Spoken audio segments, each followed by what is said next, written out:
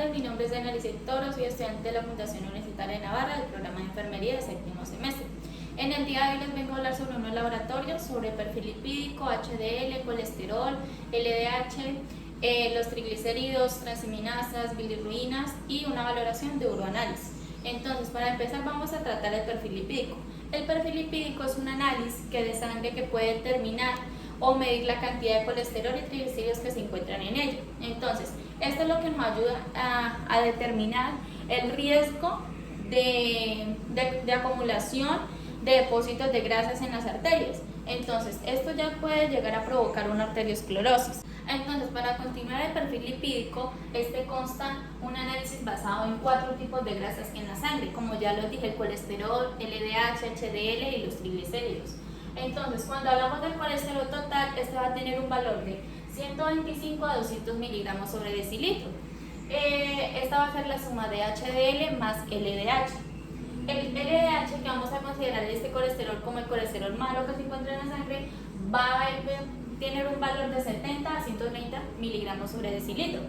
El colesterol de lipoproteínas de baja densidad. Entonces, cuando este LDL está aumentado, está elevado, o hay una alteración de este colesterol, puede ocurrir que puede presentar riesgo de aumentar ya sea enfermedades en las arterias coronarias, como la arteriosclerosis.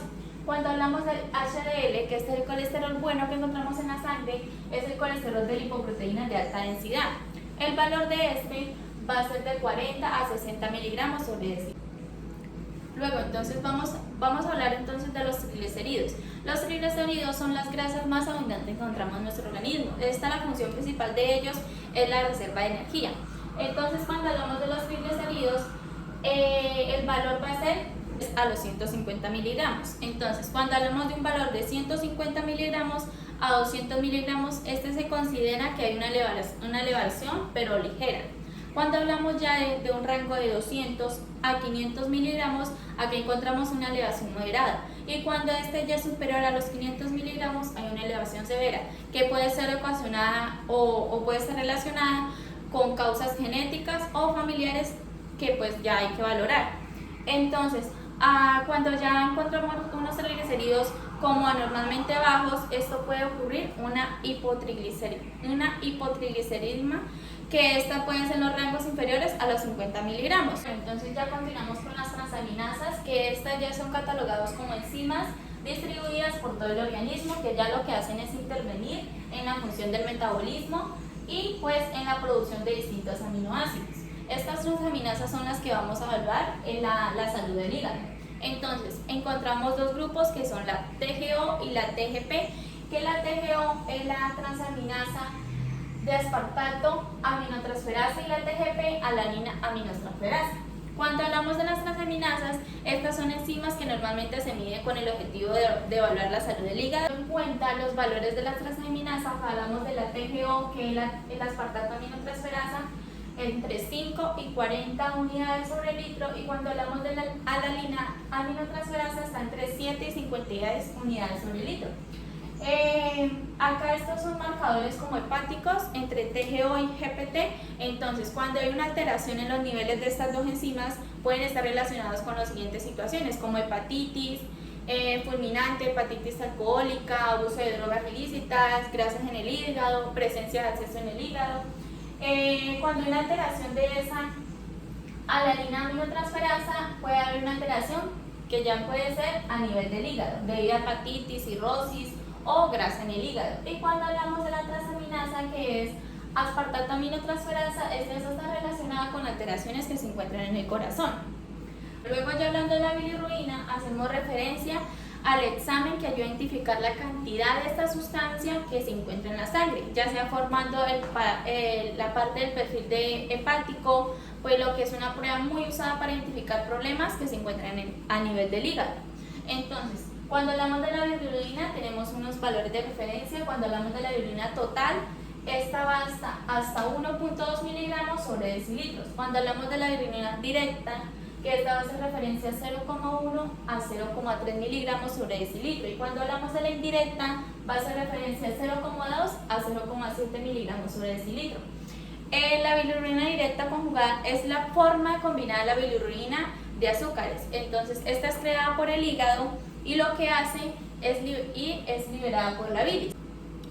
Y cuando hablamos de la bilirruina indirecta o la no conjugada, esta ya es una sustancia que se forma en el momento que está destinado a los glóbulos rojos. Entonces, después es transportada por el hígado. Entonces, la concentración de esta bilirruina indirecta es mayor que en la sangre y puede estar alterada cuando existe, ya puede ser como un problema en las moléculas de sangre, como anemia. Hablamos de la bilirruina indirecta alta, que está alterada a sus niveles, entonces hablamos de la alteración de niveles de bilirruina, que puede ser causantes como anemia hemolítica, rechazo a una transfusión de sangre o cirrosis. Vamos a la bilirruina directa alta, que está alterada la bilirruina, entonces hacemos referencia a unas causas ya sea de hepatitis viral, enfermedades alcohólicas en el hígado, cálculos biliares y tumores en el hígado, que pueden ser ocasionados por las vías biliares. Cuando hablamos de la amilasa, esta es una enzima que ayuda a dirigir los carbohidratos que se producen ya sea en el páncreas y en las glándulas salivales. Entonces, cuando el páncreas está inflamado o libera grandes cantidades de amilasa en sangre, puede ser a causa de una pancreatitis aguda. Entonces, la amilasa tiene un valor normal que es de 40 a 140 unidades sobre litro. Entonces, una amilasa alta ya puede depender a causa ya sea de una úlcera péptica, una obstrucción de los conductos pancreáticos o cáncer en el páncreas o enfermedades biliares o como una colecistitis. Vamos a hablar acerca de la valoración de un uroanálisis. Entonces, el uroanálisis ya es para identificar alteraciones a nivel del sistema urinario y renal. Entonces, acá vamos a ser valorados con aspectos físicos, aspectos químicos o elementos anormales. Cuando hablamos de aspectos físicos ya tiene que ver con el color, la densidad y el aspecto de la orina. Cuando hablamos de un aspecto químico, este ya tiene que estar relacionado con el pH, la glucosa, proteínas, cetonas, bilirruina, que se encuentren a nivel de la orina. Cuando hablamos de los elementos anormales, podemos encontrar ya sea sangre, bacterias, hongos, espermatozoides, cristales a nivel de la orina. Tenemos que tener en cuenta que la valoración de la orina, de un examen de orina, tiene que estar relacionado con pH, densidad, color y características que se encuentran en la orina. Entonces tenemos que tener valorado el pH de 5.5 a 7.5, densidad de 1000,005 a 1000,030 y el color debe ser amarillo.